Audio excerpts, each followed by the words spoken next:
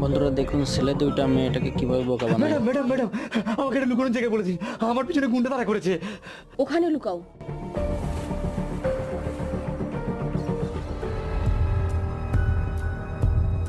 Madam, একটা ছেলেকে bag নিয়ে ছুটতে দেখেছেন? না, ওতে আমার সোনার চেন ছিল।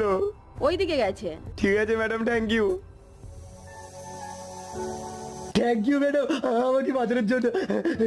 এই থ্যাংক ইউ পরে বলবি, আগেটা দে।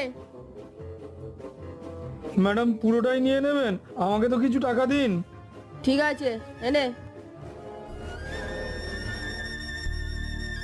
Thank you madam, thank you.